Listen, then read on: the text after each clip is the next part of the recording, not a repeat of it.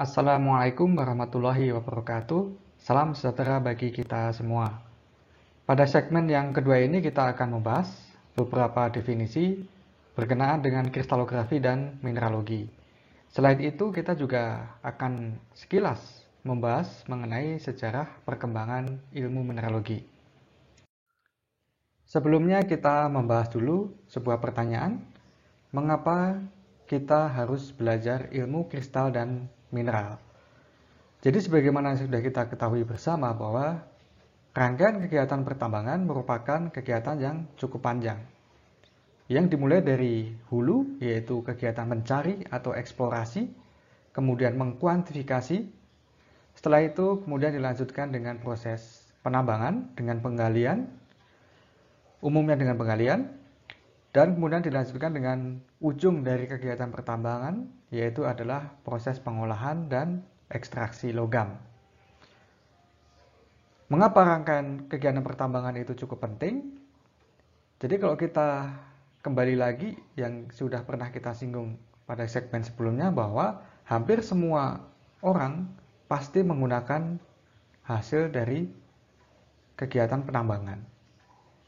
Hampir semua yang ada di sekitar kita itu adalah produk tambang.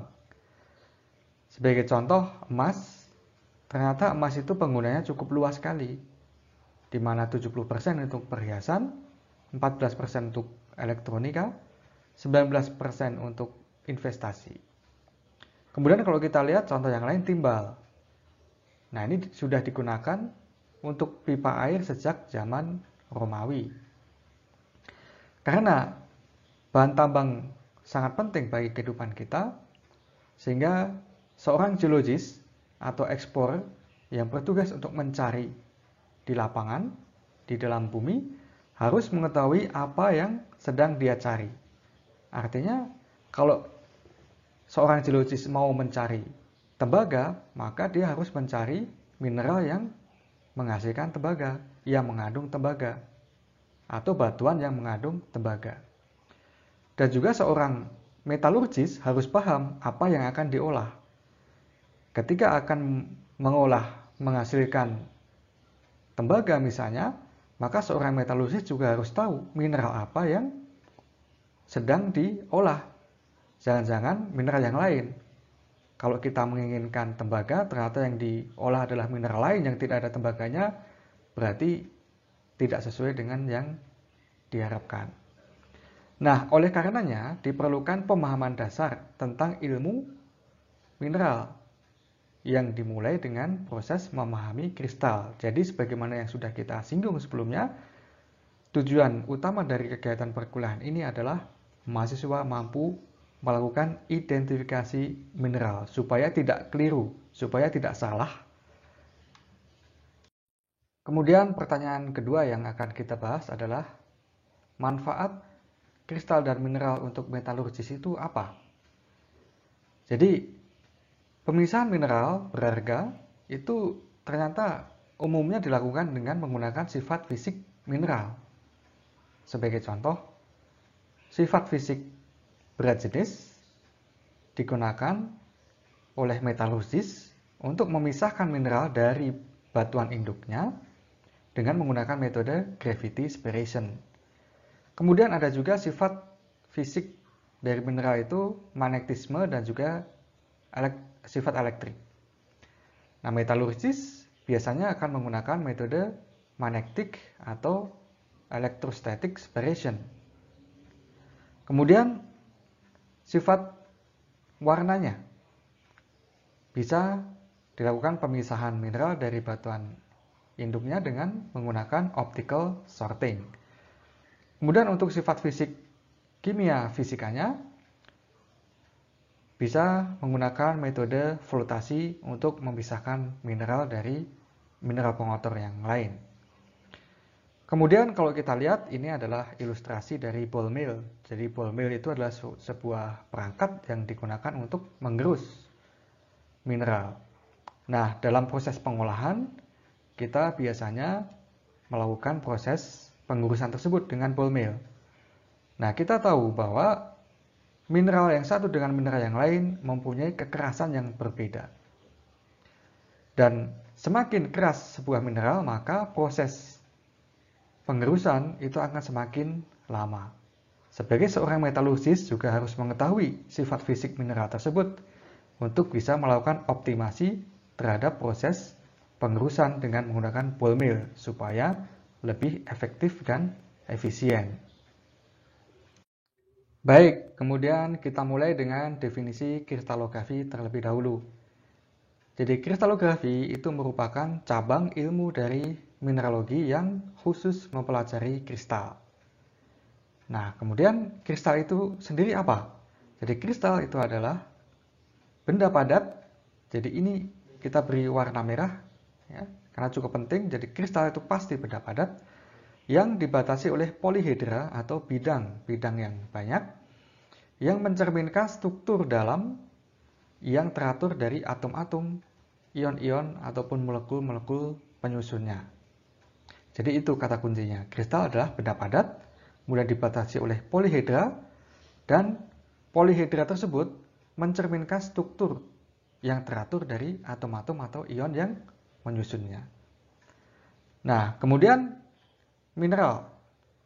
Mineral didefinisikan sebagai suatu benda padat yang homogen yang terdapat di alam, jadi kata kuncinya adalah di alam, kemudian terbentuk secara anorganik, kata kunci berikutnya, kemudian mempunyai komposisi kimia pada batas-batas tertentu, dan mempunyai atom-atom atau ion-ion yang tersusun secara teratur. Jadi itu adalah definisi tentang kristal dan mineral. Kemudian kita bahas satu persatu kata-kata kunci yang sudah kita sebut tadi. Yang pertama, mineral adalah benda padat yang homogen. Artinya terdiri dari satu fase padat yang tidak dapat diuraikan menjadi senyawa yang lebih sederhana melalui proses fisika. Jadi misalkan kita mempunyai pirit. Pirit ketika dipukul sekeras-kerasnya sampai hancur dan kemudian digerus sampai sehalus-halusnya, maka pirit tersebut tetap menjadi pirit.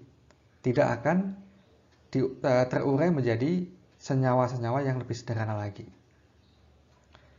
Nah, kemudian es adalah mineral, sedangkan air bukan. Kenapa? Karena mineral adalah benda padat. Es adalah benda yang padat, sedangkan air bukan.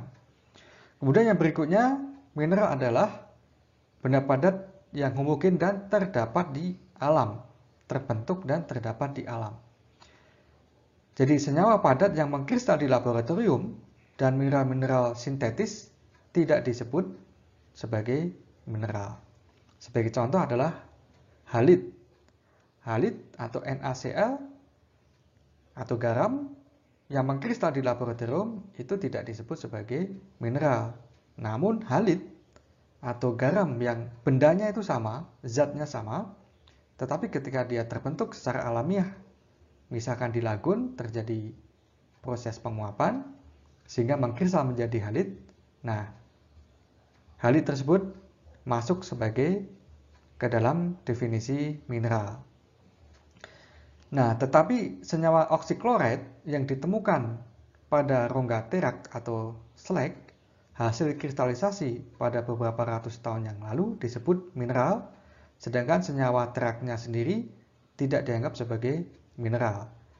Jadi contohnya adalah ketika kita membakar batu bara di tungku, maka kita akan mendapatkan slag atau kerak yang menempel pada tungku-tungku tersebut.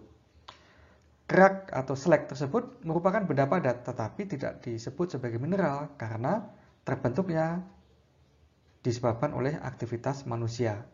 Artinya tidak secara anorganik. Ada campur tangan manusia atau makhluk hidup di situ. Namun apabila slag tersebut didiamkan berpuluh-puluh tahun atau beratus-ratus tahun, misalkan di hutan kita biarkan begitu saja, dan selama bertahun-tahun tersebut kemudian terjadi mineralisasi, dalam hal ini katakanlah oksiklorat secara alamiah, maka oksiklorat yang tumbuh di dalam terak tersebut disebut sebagai mineral. Nah, yang berikutnya adalah terbentuk secara anorganik. Sekilas sudah kita singgung barusan.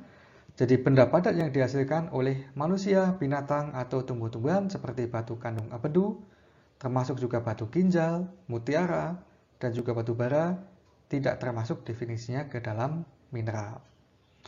Nah, kemudian yang berikutnya mempunyai komposisi pada batas-batas tertentu. Jadi merupakan senyawa kimia dengan rumus mineral yang komposisinya bisa bervariasi tergantung dari banyaknya unsur-unsur yang ada dan proporsi kombinasinya. Jadi pada dasarnya mineral itu merupakan senyawa kimia yang mengikuti hukum-hukum kimia, termasuk ikatan-ikatan kimia yang ada di dalamnya. Nah, kemudian mineral itu kristalin yang padat. Kecuali kita mengenal juga mineral metamik, yaitu susunan atomnya rusak oleh radiasi uranium atau thorium. Jadi mineral metamik itu pada dasarnya merupakan mineral biasa, mineral pada umumnya, yang memiliki kristal, dan kristalnya dia dilengkapi oleh polihedra, bidang-bidang yang banyak, karena mencerminkan apa yang tersusun di dalamnya, berupa ion-ion atau atom yang tersusun secara teratur. Namun karena ada radioaktivitas, uranium dan thorium, susunan atom itu bisa rusak, bisa berubah.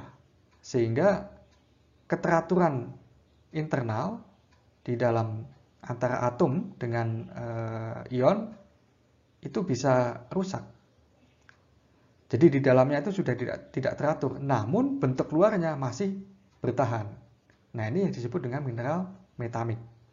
Bentuk luarnya itu teratur, tetapi di dalamnya dulunya teratur, tapi kemudian tidak teratur.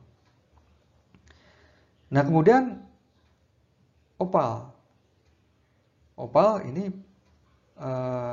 non-kristalin, tidak kristalin. Karena proses pembentukannya secara pemadatan dari koloid gel. Kemudian ini adalah ilustrasi yang membandingkan antara susunan atom atau ion yang teratur yang sebelah kiri dan yang tidak teratur yang sebelah kanan. Apabila susunnya teratur seperti ini, maka itu akan tercermin ke dalam bentuk luar dari mineral yang bisa kita lihat dengan mata telanjang. Bentuknya teratur yang dibatasi oleh bidang-bidang. Ini yang disebut dengan mineral atau yang mencerminkan adanya kristal di dalamnya. Sedangkan apabila susunan atom atau ion itu tidak teratur seperti ini, maka bentuk luarnya pun tidak teratur. Tidak kita temukan bidang-bidang yang mencerminkan keteraturan tertentu. Ini yang disebut dengan benda padat yang amorf. Kemudian kita lanjutkan ke topik berikutnya, yaitu sejarah mineralogi. Ilmu mineralogi sebenarnya sudah mulai dirintis sejak zaman prasejarah, termasuk juga ilmu metalurgi ketika peleburan logam-logam sudah dimulai sejak 4000 tahun yang lalu. Adapun literatur pertama tentang mineralogi yang tertulis adalah buku berjudul On Stones yang dikarang oleh Theophratus sekitar 372 sampai 287 sebelum Masehi.